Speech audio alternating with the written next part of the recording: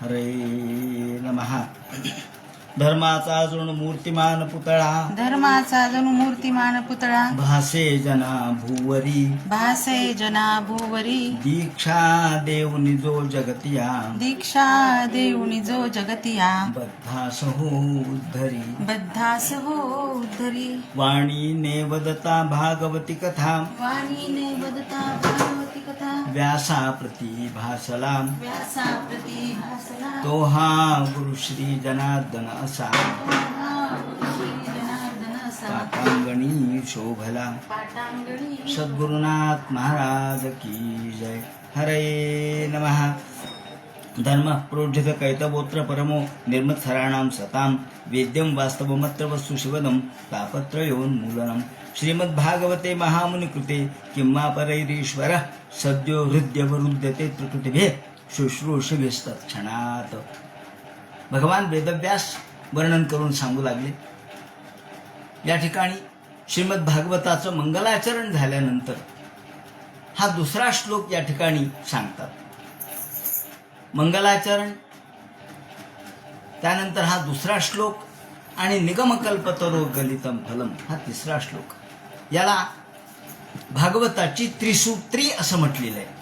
भागवताची ही त्रिसूत्री आहे. म्हणजे भागवत ग्रंथाचा प्राण या 3 श्लोकामध्ये त्यांनी दिलेला आहे. भागवत म्हणजे काय, भागवत कोणासाठी आहे, भागवत ग्रंथाचं वैशिष्ट्य काय आहे आणि भागवत ग्रंथ हा काय करू शकतो, त्याची क्षमता काय, त्यात अधिकार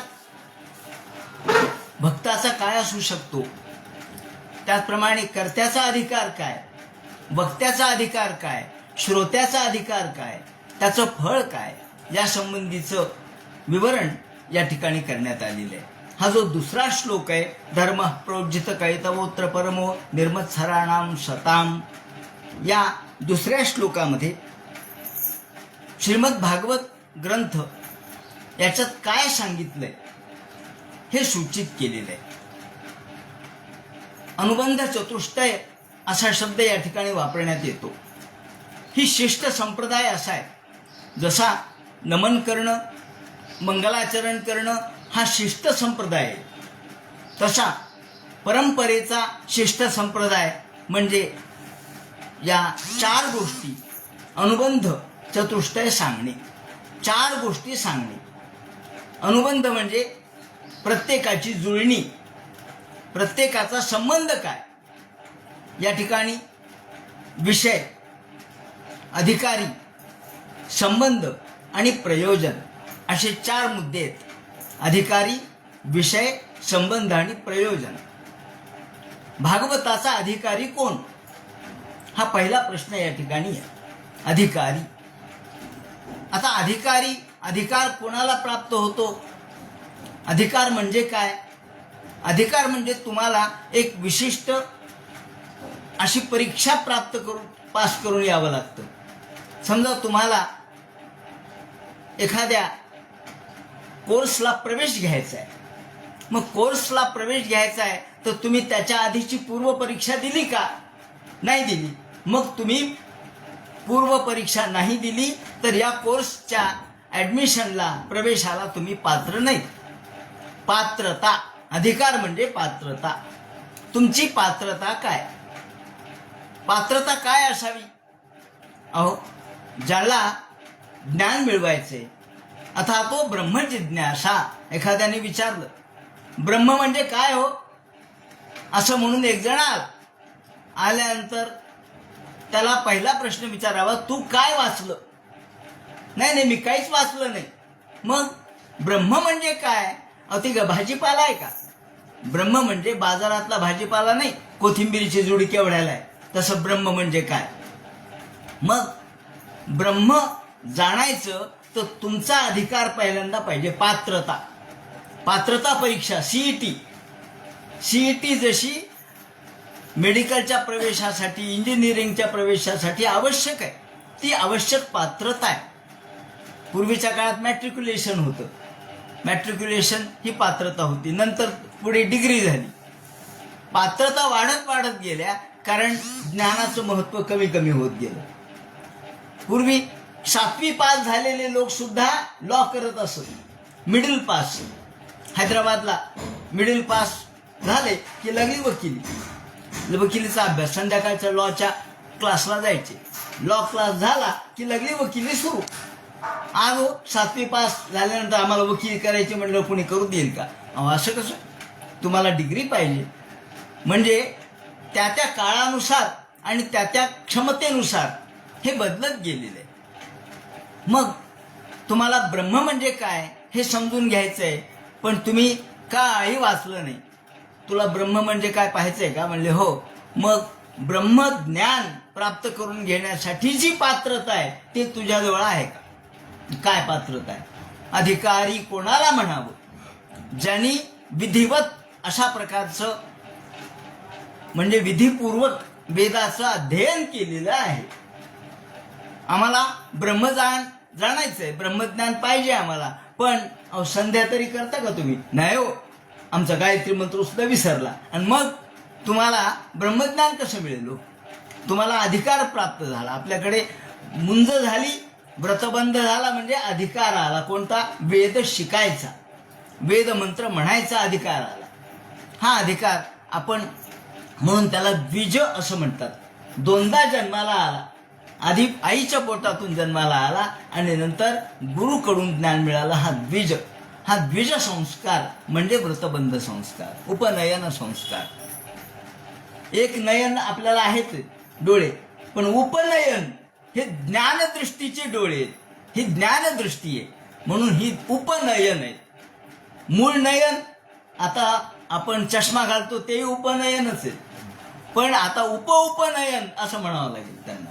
असो, तेव्हा ही ब्रह्मज्ञान जर प्राप्त करून घ्यायचं झालं तर अधिकारी तू विधिवत वेद वेदांगत्वेन आपातता अधिकताखल वेदार्थोस्मिन जन्मनि जन्म निषिद्ध काम्य वर्जन पुरस्सर नित्य नैमित्तिकोपासनानुष्ठेन निर्गत निखिल कल्मषतया स्वांत साधन चतुष्टय संपन्न प्रमाता अधिकारी. साधन चतुष्टय संपन्नता म्हणजे ज्ञान प्राप्त करायचं तर आधी वैराग्य पाहिजे. वैराग्य म्हणजे विरागी अवस्था, इहमूत्रादी फलभोग विराग. या जगातले आणि स्वर्गातले सुखाला देखील जो तुच्छ मानतो याला म्हणतात वैराग्य. विवेक पाहिजे. विवेक म्हणजे, विवेक शब्दाचा अर्थ असा की कोणतं योग्य आणि कोणतं अयोग्य हे कळण्यासाठी सारासार विवेक. सार कोणतं आहे आणि असार कोणतं आहे, योग्य काय आणि अयोग्य काय, हा विवेक. त्याचप्रमाणे शमादी षट संपत्ती, शम दम उपरती तितिक्षा समाधान शांती, ह्या 6 सत्वयुक्त गोष्टी आपल्यामध्ये मुरल्या पाहिजेत. म्हणून ते म्हणतात आधी आपण विवेक, वैराग्य, समाधी षट संपत्ती आणि 4थं मुमुक्षुत्व. आता तुमची इच्छा फक्त मोक्षाची पाहिजे, मला काही नको, मला मोक्ष पाहिजे. आता विचारा ब्रह्म म्हणजे काय? म्हणजे ब्रह्मज्ञानासाठी पात्रता किती उच्च दर्जाची आहे. कोणी उठावं आणि ब्रह्मज्ञान सांगा म्हणावं त्याला अर्थ नसतो. ब्रह्म म्हणजे काय? त्या बाजारातला भाजीपाला नव्हे. म्हणून अधिकार, संत तुकाराम महाराज म्हणतात अधिकार तैसा करू उपदेश. जसा अधिकार आहे तसा उपदेश करू. तुम्ही सामान्य आहेत ना, तुम्हाला सामान्य उपदेश. तुम्हाला पेलेल एवढा.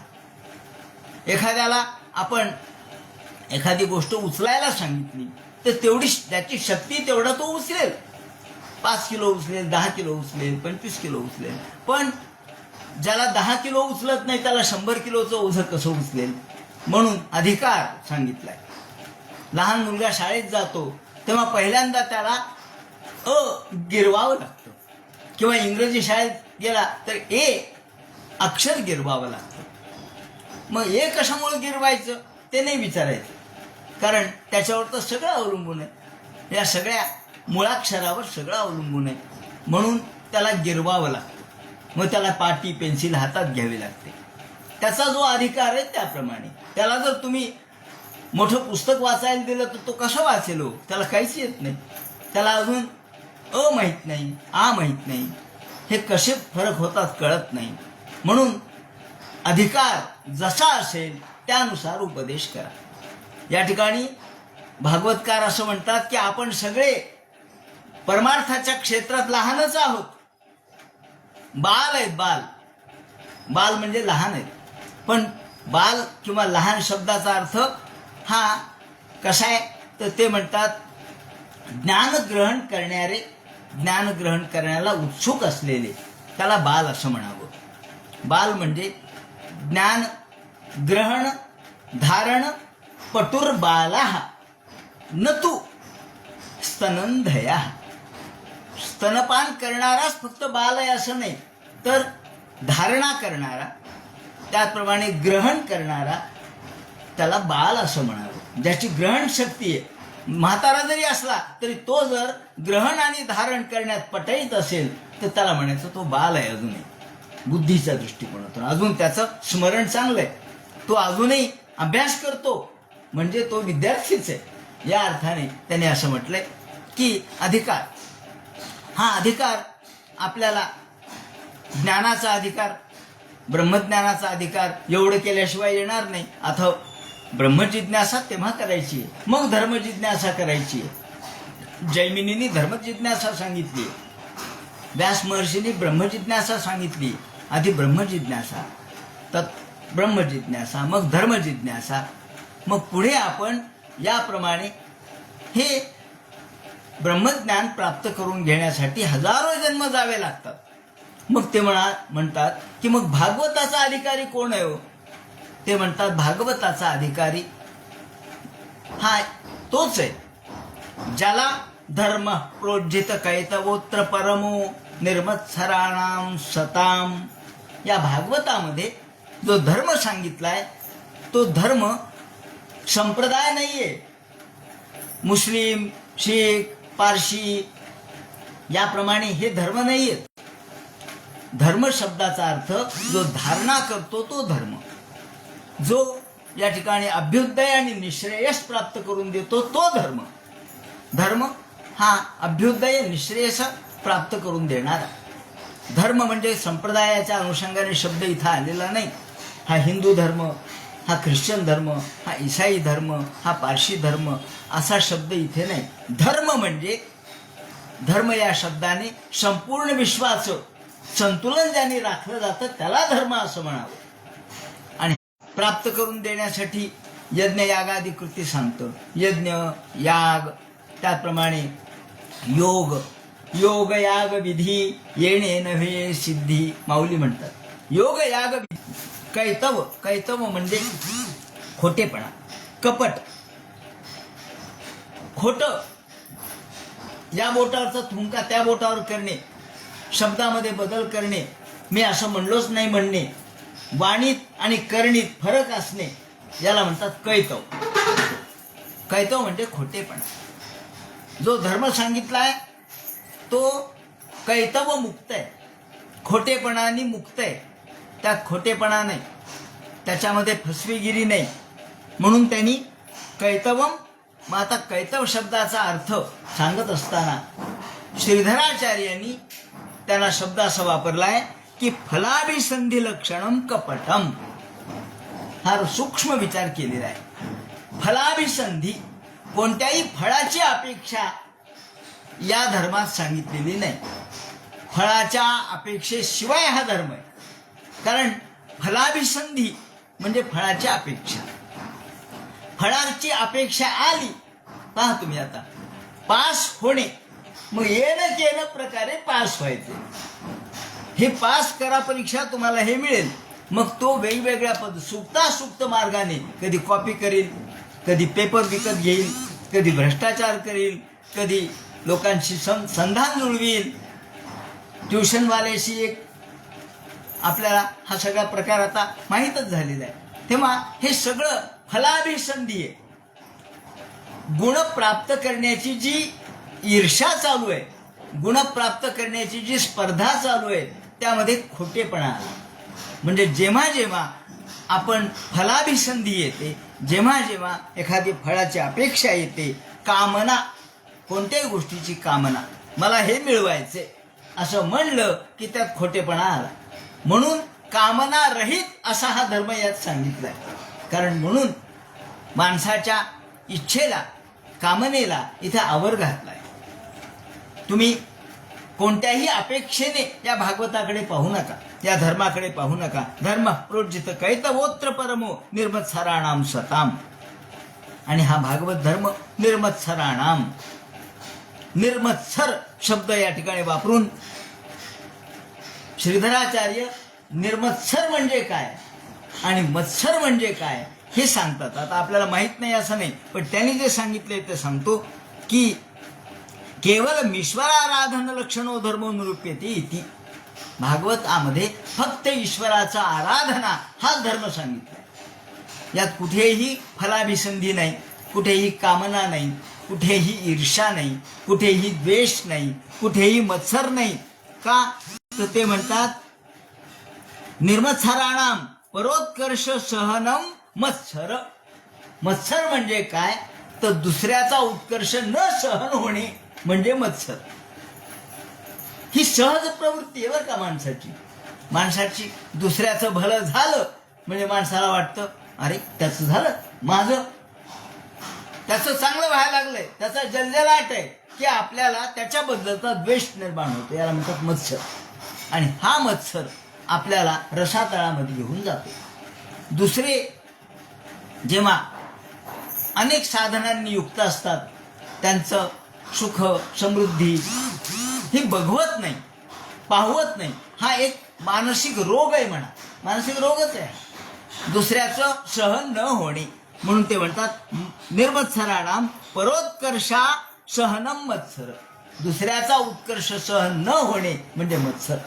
आणि या ग्रंथामध्ये जो धर्म सांगितलाय त्या धर्माचा अधिकारी कोण आहे तर त्याचा अधिकारी निर्मत्सर आहे. पहा आता, म्हणजे तुमच्या मनात जर मत्सर असेल तर तुम्ही याचे अधिकारी नाही.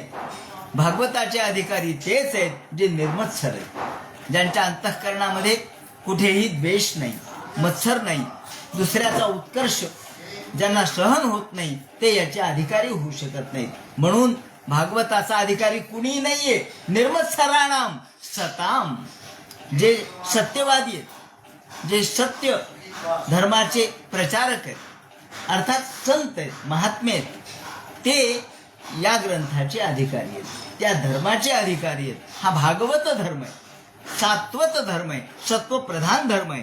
आणि म्हणून शताम भूतानुकंपीनाम. शत म्हणजे कोण तर भूतानुकंपी. भूत सामान्य माणसाचा, जीव कोणी असो त्यांच्याबद्दलची अनुकंपा ज्याच्या मनात आहे, करुणा ज्याच्या मनात आहे, ज्याच्या अंतःकरणामध्ये भूताबद्दलची करुणा आहे, अंतःकरणामध्ये भूताबद्दल, जीवाबद्दल हा अंतःकरणातच करुणा आहे, अंतःकरणातच प्रेम आहे. जसं संत तुकाराम महाराज म्हणतात बुडती हे जन न देखवे डोळा येतो कळवळा म्हणून या. बुडती हे जन किंवा बुडता हे जन न देखवे डोळा येतो कळवळा म्हणून या. हा अंतःकरणामधला जो कळवळा आहे तो का आला तुकाराम महाराजांना. ते म्हणतात हे लोक बुडत आहेत, समाज बुडतोय अज्ञानात, तो पाहवत नाही. आता आपण मुक्त व्हावं झालं. ते म्हणतात नाही नाही अहो यांना कुणी मुक्त करावं. यांना सुद्धा आपल्याला मुक्त करण्याला आपण कारणीभूत असलं पाहिजे. म्हणजे आपण एकटे मुक्त होऊन चालत नाही, सगळ्यांना मुक्त केलं पाहिजे. ही वारकरी संप्रदायाची, समर्थ संप्रदायाची भूमिका आहे. म्हणून समर्थ संप्रदायामध्ये सुद्धा आपल्याला भूतानुकंप दिसतो. म्हणून करुण याह पुराण गुह्यम. जेव्हा श्री रामदास स्वामी जेव्हा सांगतात की अरे रामा हे सगळे लोक जन हे कसे तर हे बुडू लागलेले, ते पाहवत नाहीत आणि त्यामुळं माझ्या अंतःकरणामध्ये कळवळा निर्माण झाला. हे लोकांना काहीतरी तू उपदेश कर, काहीतरी तू सांग की ज्यामुळं समाज उद्धरेल. आणि म्हणून ते म्हणतात की तळमळ तळमळ होतची आहे. काय तळमळ होते अंतःकरणामध्ये, तळमळ होते. जनहित विवरी, जनहित सांग. माझं हित झालं, आत्महित झालं, पण जनहित. तेव्हा मग कोणतेही संत असो, समर्थ रामदास स्वामी असो, संत एकनाथ असो, तुकाराम महाराज असो किंवा ज्ञानेश्वर माऊली असो, किंवा या ठिकाणी मूळ नाथ पंथामधून ही भूमिका आलेली आहे. आदिनाथ जे होते त्यांच्यापासून आपल्याला समाजाला काहीतरी सांगावं ही भूमिका आली आणि म्हणून समाजासाठी हे संत निर्माण झाले. ते म्हणतात असे हे भूतानुकंपिनाम एवं कर्मकांड विषयेभ्य शास्त्रेभ्य श्रेष्ठ मुक्त. मग अनेक धर्म आहेत, अनेक गोष्टी आहेत, प्रकांड अशा प्रकारचे विद्वान आहेत, कर्मकांडी आहेत, पण या कर्मकांडापेक्षा सुद्धा ज्ञानकांडापेक्षा सुद्धा भक्तीला महत्व आहे. का? ज्ञानकांड विषयेभ्योपि श्रेष्ठमाह वेद्यमिती. कुणी कुणी ज्ञानाला महत्व देतात. ज्ञानादैव तू कैवल्यम, ज्ञानानेच मोक्ष प्राप्त होतो. ज्ञानादैव तू कैवल्यम. त्याचप्रमाणे कर्माला महत्व देणारे कर्मैव गुरु ईश्वर. कर्म हाच गुरु आहे आणि कर्म हाच ईश्वर आहे. जैमिनीची भूमिका आहे कर्मवादाची. कर्म करा. ज्ञानकांड शंकराचार्य मांडतात, कुणी ज्ञानकांड मांडतं, कुणी कर्मकांड मांडतं, कुणी कर्माला महत्व देतं. वैशेषिकांना मी द्रव्यगुणादी रूपम. वैशेषिक जे लोक आहेत त्यांनी द्रव्याला महत्व दिलंय. द्रव्य आणि गुण या जगामध्ये दुसरं काहीच महत्वाचं नाही. द्रव्य कोणते द्रव्य? 9 द्रव्य, पंचमहाभूत, त्याचप्रमाणे दिक, आत्मा, मन. तेव्हा हे जे 9 द्रव्य आहेत, नवद्रव्य, आणि हे 9 द्रव्य म्हणजे सगळं. ईश्वर मानत नाहीत ते 9 द्रव्य.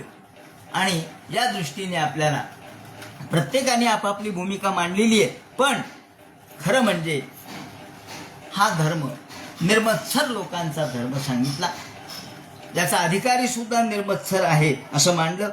आणि परमधर्म जर कोणता असेल तर तो परमधर्म हाच आहे. कुणी वेदाला परमधर्म म्हणतात. त्रिकांड विषया वेदा. वेदामध्ये सुद्धा 3 कांड सांगितले, ज्ञानकांड, कर्मकांड, उपासनाकांड, दैवतकांड. पहा तुम्ही, हे दैवतकांडामध्ये अनेक दैवतांच्या उपासना आहेत. त्याचप्रमाणे कर्मकांड आहे, यज्ञ याग वगैरे. त्याचप्रमाणे ज्ञानकांड आहे. हे सगळं सांगितलं. पण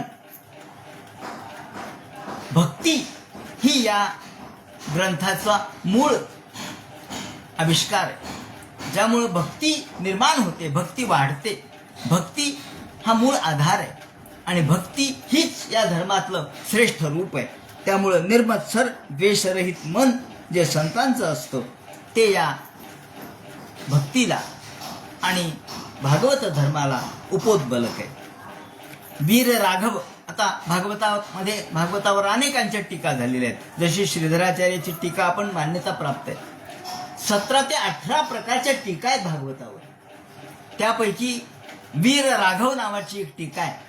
त्या वीर राघव नावाच्या टीकेमध्ये त्यांनी कैतव शब्दाचा अर्थ बंधन असा दिलेला आहे. आता प्रत्येकजण आपापल्या बुद्धीने अर्थ लावतो. कैतवोत्र परमो. भागवतकारांनी कैतव शब्द वापरला. त्याला श्रीधराचार्य कैतव म्हणजे फलाभिसंधी रहित म्हणतात. पण वीर राघव कैतव शब्दाचा अर्थ बंधन करतात. बंधन म्हणजे संसार बंधन, प्रपंचाचं बंधन, वासनेचं बंधन. स्वर्गामध्ये आपल्याला सुखाचं प्रलोभन दाखवणारं बंधन, हे बंधनच आहे. शेवटी स्वर्गात गेलं म्हणून काय झालं? स्वर्गात जरी गेलं तरी सुद्धा पुन्हा क्षीणे पुण्य मध्यलोकम विशंती आहेच. म्हणून स्वर्ग सुद्धा काही कायमस्वरूपी नाहीये. आपल्याला त्यातलं पुण्य समाप्त झालं की खाली यावं लागतं, हे गीतेने सांगितलेलंच आहे. म्हणून ते म्हणतात की कैतव म्हणजे बंधन. कैतवोत्र परमो. बंधन मुक्त करणारं हे भागवत आहे. हा मुद्दा आहे. आता बंध मुक्त करणारं, बंधनापासून मुक्त करणारं, मग तुम्ही संसार बंधन असो, आपलं प्रपंचातलं बंधन असो, किंवा आपल्या मनामधल्या अनेक षड्विकारांचं बंधन असो, वासना विकारांचं बंधन असो, या बंधनातून मुक्त करणारे हे भागवत. म्हणून कैतवोत्र परमो. आणि परमधर्म सांगितलाय. अवर धर्म आणि परमधर्म असे 2 शब्द आहेत. अवर धर्म म्हणजे जो धर्म आपल्या भौतिक सुखाला उपयुक्त असतो त्याला अवर म्हणतात. पण परम म्हणजे सगळ्यात शेवटचा. अवर आणि परम. पर किंवा परम जो परमधर्म आहे, जो परधर्म आहे, इथं परधर्म भयावा हा या अर्थाने नाही, दुसरा धर्म या अर्थाने नाही, पर म्हणजे श्रेष्ठ, परम, हा परमधर्म तो या ठिकाणी सांगितलाय. ज्या परमधर्माचं वर्णन करताना जो एखादा नदीच्या काठावर उभा आहे, तीरावर उभा आहे, त्याला बुडण्याची काय भीती असू शकते? नदीच्या काठावर आलाय. तसे हे जे या ठिकाणी याचे वक्तेत, निर्मातेत व्यास महर्षी, ते सगळ्या संसार सागराच्या पलीकडे जाऊन उभे आहेत आणि म्हणून ते परधर्म सांगू शकतात. कोण सांगू शकतो? जो तिथे पोचलाय तो सांगू शकतो, जो पोचला नाही तो नाही सांगू शकणार. एखाद्या गावाला आपण गेलोच नाही तर त्या गावाचं वर्णन काय करणार हो? जिथे आपण पोचलोच नाही त्याचं वर्णन नाही करू शकत. पण आपण नाही, आम्ही यावेळेला गेलो होतो, तीर्थयात्रेला गेलो आणि अगदी प्रत्यक्ष बद्री केदाराचं दर्शन घेतलं. मग बद्री केदाराचं वर्णन तो करतो, बद्रीनाथाचं वर्णन करतो, केदारनाथाचं वर्णन करतो. तो तिथे गेला म्हणून वर्णन करतो, जर गेलाच नाही तर काय वर्णन करणार आहे? म्हणून ते म्हणतात की हा ग्रंथ ज्याचा अधिकारी कोण, तर याचा अधिकारी त्यांनी सांगितलंय की जो शुद्ध अंतःकरणाचा आहे तो याचा अधिकारी आहे. ते म्हणतात, आता खालच्या टीकेमध्ये त्यांनी म्हटलंय, दैवताकांडतः श्रेष्ठ माहेती बस या ठिकाणी अत्रानेक जन्मानुष्ठान सुकृत शुद्धांतःकरणोधिकारी, जो शुद्ध अंतःकरणाचा आहे, निर्मळ अंतःकरणाचा आहे. आता याला फार महत्व असं आहे की भागवताचा अधिकारी कोण? तुम्ही शुद्ध मनाने या, बस. मनामध्ये राग, द्वेष, लोभ, त्याप्रमाणे मत्सर सगळं सोडून या. तुमची पाठी कोरी असू द्या. आपल्याला माहिती आहे, माऊलींना जेव्हा या 1400 वर्ष जगलेल्या चांगदेव महाराजांनी पत्र पाठवलं, आधी काय लिहावं कळेच ना. काय लिहावं म्हणले, चिरंजीव लिहावं का? लहान आहेत ते आपल्यापेक्षा वयाने, पण त्यांची कीर्ती ऐकली होती. म्हणजे लहान आहेत पण त्यांचं ज्ञान मोठं आहे. म्हणले त्यांची ज्ञानेश्वरीची ख्याती सगळीकडे झाली, ज्ञान फार मोठं आहे त्यांचं. मग काय लिहावं? वडील लिहावं का? वडील कसं लिहावं? वयाने तर लहान. मग वडीलही लिहिता येत नाही आणि चिरंजीवही लिहिता येत नाही. काय लिहावं हेच कळे ना. शेवटी कोरं पत्र पाठवलं. आपण म्हणलो चांगदेव महाराजांनी कोरं पत्र पाठवलं. हे पाहिलं मुक्ताबाईंनी. माऊली हसले, अरे कोरं पत्र आलंय म्हणले. मुक्ताबाई म्हणली फार चांगलं आहे. कसं काय? कोरे, पाठी कोरी म्हणले त्याची. आता याच्यावर तुम्ही जे लिहाल ते या ठिकाणी त्याला प्राप्त होईल. जे तुम्ही लिहाल ते शेवटचं, त्याचा ठसा उमटेल. म्हणून या ठिकाणी 1400 वर्ष जगलेला असून सुद्धा त्याची पाठी कोरी आहे. आधी आपली पाठी कोरी असू द्या. आपली पाठी काय? गिचमीड आहे. गिचमीड पाठी म्हणजे संशयाची पाठी, ती काही उपयोगाची नाही. भागवत ऐकायला यायचं तर पाठी कोरी करून या. कोरी चालेल का? त्यावर उमटलेला ठसा हा कायमस्वरूपी राहतो. म्हणून ते म्हणतात की याला शुद्धांतःकरणोधिकारी साधनतया श्रवणादी धर्मस्तत प्राप्य. की जो अधिकारी आहे, श्रवणाचा अधिकारी कोण? तर जो शुद्ध अंतःकरणाचा आहे, जो सत्यवादी आहे, जो धर्मनिष्ठ आहे आणि जो निर्मत्सर आहे, जो सताम, जो प्रत्यक्ष संताच्या पावलावर पाऊल टाकून चालणार आहे. निदान संतांचं जीवन समोर ठेवून त्याचं अनुसरण करणार आहे, असा जो आहे तो याचा अधिकारी आहे. त्यामुळं त्याचा अधिकारी श्रवणाचा अधिकारी. कारण श्रवण सुद्धा फार महत्वाची गोष्ट आहे. श्रवण म्हणजे सामान्य नसतं. नुसतं ऐकणं म्हणजे श्रवण नाही. श्रवण या शब्दाने त्यांनी किती गोष्टी सांगितल्यात. 6 लिंग सांगितलेत श्रवणाचे. 6 प्रकार, 6 लिंग. लिंग म्हणजे सूचकता, की आधी आपल्याला मनामध्ये श्रवण करण्याची इच्छा निर्माण झाली पाहिजे. ते श्रवण केल्यानंतर पुन्हा पुन्हा तेच ते ऐकलं पाहिजे. जेविलेच जेवावे, ऐकलेच ऐकावे, पुन्हा पुन्हा. याला त्यांनी अभ्यास म्हटले. त्याचप्रमाणे फळ काय, या संबंधीचं फळ काय. 6 लिंग आहेत श्रवणाची. तेव्हा या 6 प्रकारच्या लिंगाच्या द्वारे आपण हे श्रवण करत असतो. श्रवण करत असताना कशा पद्धतीने ते श्रवण करावं याचं विवरण त्यांनी केलेलं आहे की हे श्रवण आपल्या अंतःकरणामध्ये भगवंताची इच्छा प्रगट करणारं, भगवंताचं ज्ञान प्रगट करणारं असलं पाहिजे. या श्रवणामध्ये जे 6 लिंग आहेत त्या 6 लिंगाचं विवरण ते करताना म्हणतात की हे उपक्रमोपसंहारो. कोणत्याही ग्रंथाचं 6 गोष्टी पाहिल्या पाहिजेत. त्याचा उपक्रम कसा आहे, त्याचा उपसंहार कसा आहे. उपक्रम म्हणजे सुरुवात, उपसंहार म्हणजे शेवट, आणि अभ्यास पुन्हा पुन्हा एखादी गोष्ट सांगणे. अपूर्वता त्यामध्ये काय आहे, त्यात फळ कोणतं आहे. त्यानंतर अर्थवादो उपपत्तीच. अर्थवाद काय सांगितलाय, उपपत्ती काय सांगितली आहे, आणि या दृष्टीने तात्पर्य निर्णय हा त्यातून होतो. कोणताही ग्रंथ आपल्याला पाहायचा झाला तर जसा भागवत आहे, या भागवतामध्ये सुरुवात ज्यापासून झाली तसेच शेवट झालाय. सुरुवात त्यांनी भागवत ग्रंथ म्हणजे काय हे सांगताना भागवत कसा आम्हाला संसार तापातून मुक्त करणार आहे हे सांगितलंय. जसं आता या ठिकाणी सांगितलं की तापत्रयोन्मूलनम ही सुरुवात आहे, आणि याच्या शेवटी सुद्धा सारम समुद्रत्य, याच्या शेवटी सुद्धा हेच सांगितलं की सर्व वेदांत सारम ही तद भागवत मिश्यते, हे शेवट सांगितलंय. म्हणजे सुरुवातीलाही वेदांत साराचं वर्णन आहे, भागवत म्हणजे काय याचं वर्णन आहे, शेवटचं वर्णन आहे. म्हणून सुरुवात आणि शेवट याच्यात ऐक्य पाहिजे. म्हणून क्रमोपसंहारो, उपक्रम आणि उपसंहार. त्यानंतर अभ्यास, पुन्हा पुन्हा आपल्याला सांगितलं गेलं पाहिजे. भक्तीचं महात्म्य पुन्हा पुन्हा वेगवेगळ्या निमित्ताने सांगितलंय. कधी तत्वज्ञानाच्या, कधी कथांच्या, कधी उपकथांच्या, कधी वेगवेगळ्या प्रकारच्या रूपकांच्या आधारे भक्तीचं महात्म्य सांगितलंय. किती प्रकारची भक्ती सांगितली. भागवत हा भक्तिशास्त्र सांगणारा ग्रंथ आहे. भक्तीचं शास्त्र यामध्ये सांगितलंय. भक्ती म्हणजे काय सांगितलंय, भक्ती कुणी कशी केली ते सांगितलंय, आणि त्याचा परिणामही सांगितलाय. त्यामुळं या भागवत ग्रंथाला विशेष महात्म्य आलेले. भक्तिशास्त्राच्या दृष्टिकोनातून भक्तीचं वैशिष्ट्य ते सांगतात.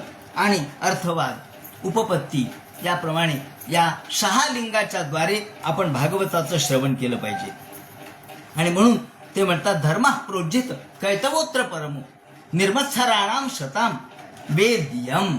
आता वेद्य काय, वेद्य म्हणजे जाणायचे. काय जाणायचं, काय जाणावं, वेद्य. विद म्हणजे जाणणे, वेद्य म्हणजे काय जाणायचं, काय जाणायचं हे कळलं पाहिजे. तर म्हणून ते म्हणतात वेद्यम वास्तव. वास्तव जाणलं पाहिजे. वास्तव म्हणजे काय, वस्तुनः, वस्तूच्या दृष्टिकोनातून वस्तूचं म्हणजे भगवंताचं, वस्तू म्हणजे भगवान. वस्तुनो अंशः आपण म्हणतो ना गीतेमध्ये 15व्या अध्यायात ममेवांशो जीवलोके जीवभूत सनातनः. ममेवांशो जीवलोके, भगवान म्हणतात जीव माझा अंश आहे. जीव हा अंश आहे. त्या ठिकाणी जनार्दन स्वामींनी सुद्धा एक पद केलेलं आहे. त्यामध्ये ते म्हणतात देहबुद्धी तुझा दास, मनबुद्धी तुझा अंश, आत्मबुद्धी त्वमेवाहम. तेव्हा आत्मबुद्धी हे आपल्याला नसते, आपण देहबुद्धीचाच विचार करतो. म्हणून देहबुद्धी तुझा दास आहे. देहबुद्धी माणसाला मी म्हणजे कोणतं, देह म्हणजे मी असं आपण म्हणतो, पण तो देहबुद्धीचा विचार आपल्याला दास्यत्वाकडे नेतो. म्हणून देहबुद्धी तुझा दास, मनबुद्धी तुझा अंश. मन आणि बुद्धी हे त्याचा अंश आहे. जीवत्व, जीवदशा ही त्याचा अंश आहे. म्हणून वस्तुनो अंशः जीवा, वस्तूचा जो अंश आहे, भगवंताचा जो अंश आहे त्याला जीव असं म्हणावं. त्यानंतर वस्तुना शक्ती ही, वस्तूची जी शक्ती आहे त्याला माया असं म्हणावं. वस्तूची शक्ती नाही, वस्तू आणि वस्तूची शक्ती हे एकरूपच असते, वेगळी नसते. जी वस्तू आहे, अग्नी आहे उदाहरणार्थ, मग अग्नीची शक्ती पोळणं, गरमपणा हा अग्नीची शक्ती आहे. अग्नीची शक्ती अग्नीपासून वेगळी कशी होऊ शकेल म्हणून ते म्हणतात की ब्रह्म आणि माया एकच आहे, हे वेगळं होऊ शकत नाही. हे एकमेकांच्या पासून हर आणि हरी किंवा शंकर आणि पार्वती, जगता पितरो वंदे पार्वती परमेश्वरो. पार्वती परमेश्वर हे भिन्न असू शकत नाहीत. केवळ एकरूप या दोघांचं असल्यामुळं, एकरूपत्व असल्यामुळं प्रियूची प्राणेश्वरी, माऊलींनी अमृतानुभवात म्हटले, प्रियूची प्राणेश्वरी. जो प्रिय आहे तोच प्राणेश्वरी आहे, जो प्राणेश्वरी आहे तोच प्रिय आहे. पती आणि पत्नी हे एकच आहेत, दिसायला दोन आहेत पण अंतःकरणाने एकच असले पाहिजे. त्याप्रमाणे ते म्हणतात हा भगवान सुद्धा मायेपासून अलिप्त नाही होऊ शकत. कस्य कोणापासून कोण वेगळा हे सांगता येत नाही. या ठिकाणी अमृतानुभवाच्या प्रारंभी माऊलींनी ते उदाहरण दिलेलं आहे की कोण कोणापासून वेगळा आहे. सार्धम केन स कशार्धम, सार्धम स अर्धम, अर्ध केन स कस्यार्धम, कोण कोणाचा अर्ध आहे कळतच नाही.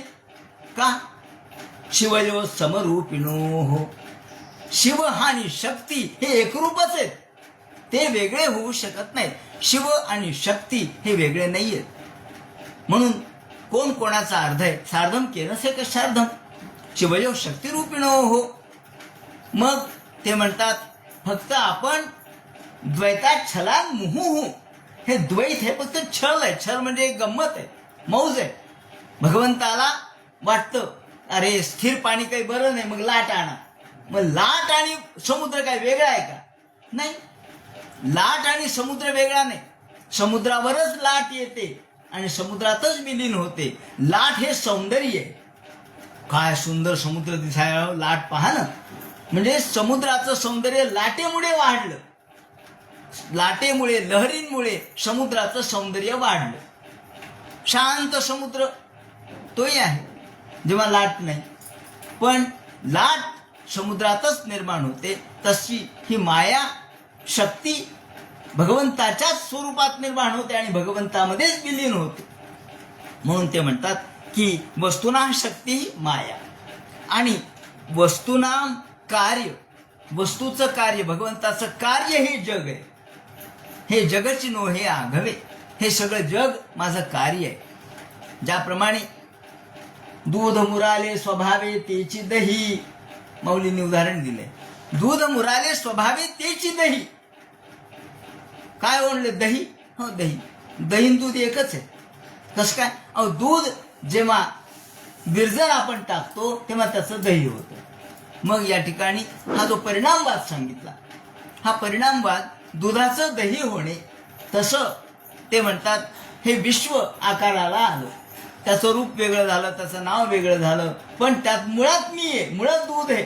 आणि दुधाचंच दही, दह्याचंच ताक, ताकाचंच लोणी, लोण्याचंच तूप, हे सगळे एकाचेच विकार आहेत. सगळे एकाचेच विकार आहेत, पण मूळ दूध आहे. तसं मूळ ईश्वर आहे आणि म्हणून वस्तू म्हणजे ईश्वर. या ठिकाणी ते म्हणतात इतर जे साधन आहेत, जे कर्म, त्याचप्रमाणे उपासना आहेत, यज्ञ आहेत, याग आहेत, तीर्थयात्रा आहेत, हे सगळं आहे. पण हे सगळे दीर्घ उशिरा आपल्याला फल देणार आहेत.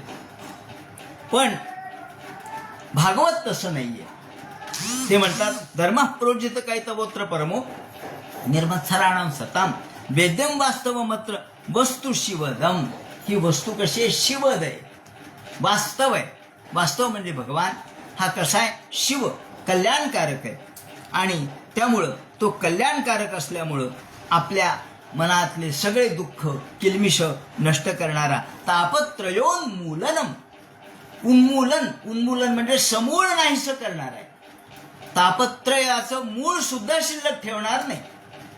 कारण मूळ शिल्लक राहिलं की पुन्हा आपण पाऊस पडला की जसे गवत वाढतं त्याप्रमाणे मूळ शिल्लक राहिलं की पुन्हा वाढतं. ते म्हणतात या भागवताच्या वाचनाने समूळ नाहीसं होतं. काय? तापत्रय. आपले तिन्ही ताप, या त्रिविध ताप, मग ते अधिभौतिक असो, आध्यात्मिक असो, अधिदैविक असो, हे सगळे ताप, शारीरिक मानसिक, हे सगळे ताप नष्ट करणारं हे भागवत आहे.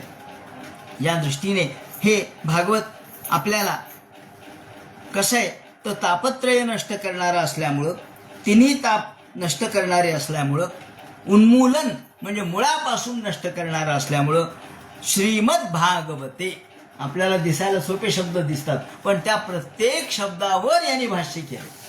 ते म्हणतात श्रीमद शब्द सुद्धा खूप महत्वाचा वापरलाय भागवतासाठी.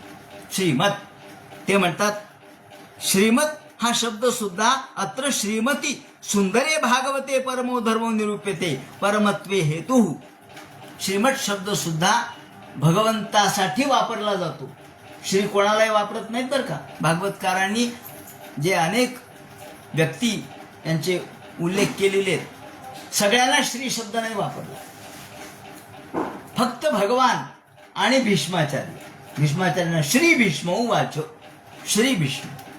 श्री हा शब्द फक्त भगवंतासाठी येतो, भीष्माचार्यासाठी येतो, म्हणून श्रीमद भागवते.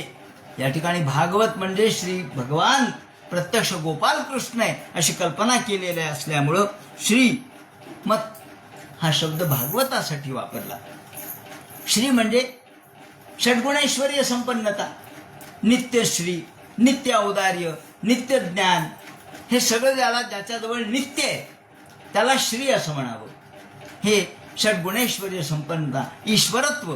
ईश्वर कोणाला म्हणायचं तर ज्यामध्ये हे सगळे गुण आहेत. शाही गुण वसती जेथे, हे शाही गुण जे जिथे नित्य ज्ञान आहे, नित्य वैराग्य आहे, नित्य विजय आहे, जय यश, नित्यश्री आहे,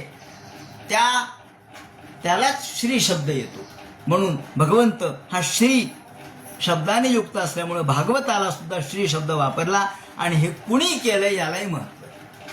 भागवत ग्रंथाचा अधिकारी आपण बघितला. चार जे मुद्दे आहेत, अधिकारी, विषय, संबंध आणि प्रयोजन. यामध्ये अधिकारी कोण तर जो शुद्ध अंतःकरणाचा आहे, जो निर्मम आहे, जो कुठेही लिप्त नाही, अहंकार रहित आहे, मत्सर रहित आहे, तो या भागवताचा अधिकारी आहे. आणि या भागवत धर्मामध्ये आपल्याला श्री शब्द वापरून त्यांनी भगवंताचं वैशिष्ट्य या भागवतात कसं आहे हे सांगितले. यामध्ये विषय काय सांगितलाय तर विषय प्रत्यक्ष धर्म हा विषय आहे. कोणता धर्म? सात्वत धर्म हा विषय आहे, सत्य धर्म हा विषय आहे. याचं प्रयोजन काय? मुक्ती हे प्रयोजन आहे. कैवल्यैक प्रयोजनम, मुक्ती हे प्रयोजन आहे. भुक्ती मुक्ती हे प्रयोजन आहे या भागवताचं. म्हणजे अधिकारी बघितला, संबंध बघितला, विषय बघितला, प्रयोजन बघितलं आणि याचा संबंध कोणता आहे तर अधिकारी आणि ग्रंथ यांचा संबंध श्रोता आणि श्राव्य, प्रयोजन आणि ग्रंथ यांचा संबंध प्राप्य आणि प्रापक, आणि विषय आणि ग्रंथ याचा संबंध प्रतिपाद्य प्रतिपादक, असा संबंध या ठिकाणी सांगितला. असे ज्याला आपण अनुबंध चतुष्टय असं म्हटलं. अधिकारी, संबंध, विषय आणि प्रयोजन या चार दृष्टिकोनातून श्रेष्ठ संप्रदाय असा आहे की कोणत्याही ग्रंथाच्या प्रारंभी याचं विवरण केलं पाहिजे. हा ग्रंथ काय आहे हे लोकांना पहिल्यांदा कळलं पाहिजे. अगदी ग्रंथ उघडताच तुम्हाला या ग्रंथात काय आहे सूक्ष्म अणुमात्र ईषद स्वरूपामध्ये कळलं पाहिजे. म्हणून ते म्हणतात की तापत्रय उन्मूलनम. बाकीचे अनेक धर्म आहेत पण ते सगळे तापत्रयाचं उन्मूलन ताबडतोब करणारे नाही आहेत. श्रीमद भागवते महामुनी कृते. हा भागवत ग्रंथ कुणी केलाय? शेवटी ग्रंथ कुणी केलाय याला महत्व आहे ना. अहो, ज्ञानेश्वरी माऊलींनी केली आहे म्हणून त्याला एवढं महत्व आहे. का? माऊली, ज्ञानेश्वर माऊली स्वतःच म्हणतात माझी या सत्यवादाचा तप वाचा केले बहुत कल्प. माऊली ते म्हणतात की मी सत्य बोलण्याचं व्रत जन्मोनजन्म केलं. आता माऊलींचे किती जन्म झाले काय माहित, पण ते म्हणतात सत्य बोलण्याचं व्रत मी जन्मोनजन्म केलं म्हणून मी ज्ञानेश्वरी लिहू शकलो. तया माझी या सत्यवादाचा तप वाचा केले बहुत कल्प, तया फळाचे महाद्वीप लाधली प्रभू. त्याचं फळ म्हणजे ही ज्ञानेश्वरी. पहा, म्हणजे तपश्चर्येशिवाय कोणताही ग्रंथ सिद्ध होत नसतो. संत तुकाराम महाराजांना सुद्धा नामदेव महाराजांनी विठ्ठलासह येऊन आशीर्वाद दिला, अभंग करा. तेव्हा अभंगाला सुरुवात झाली. म्हणजे या ठिकाणी कुणीतरी प्रसाद दिल्याशिवाय, आशीर्वाद दिल्याशिवाय, त्याच्या तपश्चर्या फळाला आल्याशिवाय ग्रंथ चालत नसतो. नाहीतर अनेक लोकांनी ग्रंथ लिहिलेत, बासनात बांधून ठेवलेत लोकांनी. कोण वाचायले त्याला? खूप लोकांनी अनेक ग्रंथ, फक्त वाङ्मयाच्या इतिहासातच त्याची नोंद आहे तेवढी की अमुक यांनी हा ग्रंथ लिहिला. पण समाजापर्यंत का नाही गेला ते म्हणतात. नाही, तपश्चर्या कमी पडली, त्याला प्रसाद कमी पडला भगवंताचा. हा प्रसाद जेव्हा प्राप्त होतो तेव्हा ज्ञानेश्वरी सारखा अलौकिक ग्रंथ समाजापर्यंत जातो. म्हणून कुणी केलं त्याला महत्व आहे. हे पद कुणी केलंय, हा ग्रंथ कुणी केलाय, त्यांचा अधिकार काय होता? तर सोपा होता का त्यांचा अधिकार? त्यांचाही अधिकार मोठाच होता. 1400 वर्ष जगलेले चांगदेव केवळ त्यांना अल्प शब्दामध्ये, काही ओव्यांच्या मध्ये 65 ओव्या लिहिल्या, त्याला ज्ञान प्राप्त झालं. आणि आपण 10,000 ओव्या असतो, ज्ञानेश्वरीचे पारायण करतो, काही कळत नाही. का हो म्हणले? ते म्हणले हो, त्यांचा अधिकार वेगळा, आपला अधिकार वेगळा. चांगदेव 65 ओव्यामध्ये अधिकारी झाले. आणि या ठिकाणी सामान्य माणसं 9,000 ओव्याची ज्ञानेश्वरी. पण 9,000 ओव्या लिहून सुद्धा आपल्याला ते ओव्यास कळत नाही, ओवीचाच अर्थ कळत नाही, तात्पर्य कळत नाही, त्यातले संकेत कळत नाही. म्हणून ते म्हणतात की हा ग्रंथ कुणी लिहिला, त्याचा अधिकार काय, याला महत्व असतं. कुणी उठावं आणि आदेश द्यावा. एखाद्याने आदेश दिला, तुम्ही कोण हो? तो कोणत्या पदावर आहे? तुम्ही आदेश दिला खरा, पण तुमचा आदेश, तुम्ही काय कलेक्टर आहेत का? हा, कलेक्टरने आदेश दिला तर तो मान्य आहे का? कलेक्टर हे पद आहे, त्यांचा अधिकार आहे. पण कलेक्टरच्या ऑफिसमधला एखादा शिपाई म्हणला, मी सुद्धा कलेक्टर ऑफिसमध्ये जातो, हे काय माझं सही आहे आणि हा माझा आदेश आहे. ते म्हणाल, तू शिपाई आहेस, कलेक्टर ऑफिसमध्ये जातो पण शिपाई आहेस तिथं, तुझा काय अधिकार आहे? मला कोणी रचलंय? महामुनीने. महामुनी म्हणजे प्रत्यक्ष भगवंताचेच कलावतार होते. वासव्याम कलया हरे, हे पुढे आलेलंच आहे. वासव्याम कलया हरे, हे प्रत्यक्ष कलियुगामध्ये कलावतार